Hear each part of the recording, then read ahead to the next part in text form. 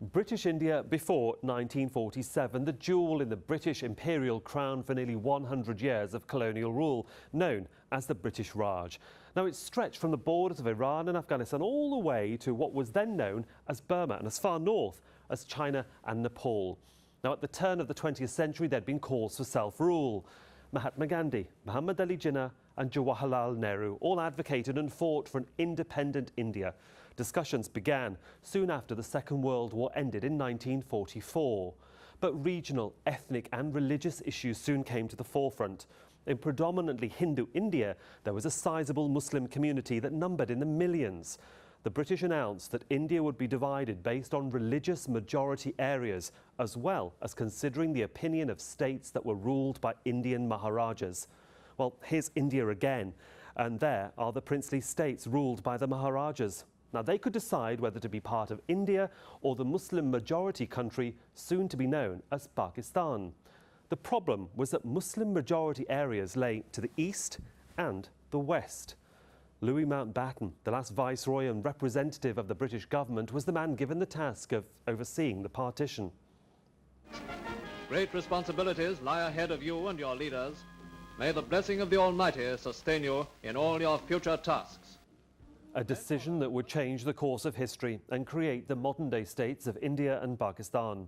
A line in the sand was drawn and the borders were set to the east and the west. But in the worry and panic that followed, many Hindus, Sikhs and Muslims who thought of themselves as minority faiths in certain areas decided to move. It's estimated that over 1 million people died in the migration and as many as 14 million moved across the new international borders. But shortly after independence in 1948, India and Pakistan went to war and fought again in the late 60s over the northern disputed state of Kashmir. Its fate was unclear at the time of partition in 1947. The state was ruled by Maharaja Hari Singh, who wanted to remain independent. Decades later, while both countries still claim the territory as their own, this heavily militarized area has been divided by this. It's called the line of control.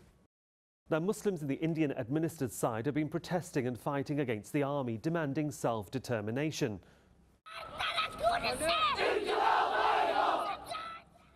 Many have been killed and injured in the subsequent 7 decades, and India often accuses Pakistan of supporting armed groups that cross the border, an accusation that Pakistan has always denied.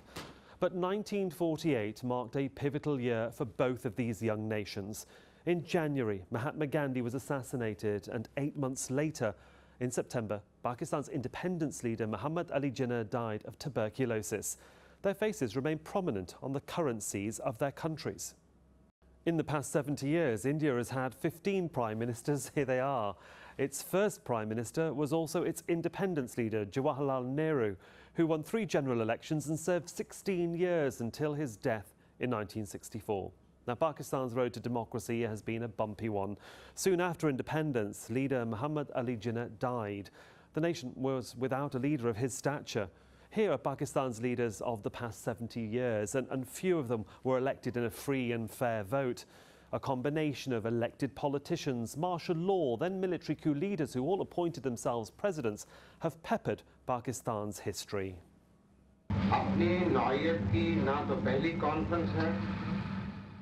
Leaders like General Zia in the 1970s and General Musharraf in the 1990s. The various military coups left civilian governments weak and ever mindful of a powerful military ready to take over if they stepped out of line. 1971 was also a crucial year for this region. This one's going! A disputed general election and conflict in East Pakistan led to the independent state of Bangladesh being formed. But for Pakistan and India, military strength has always been essential.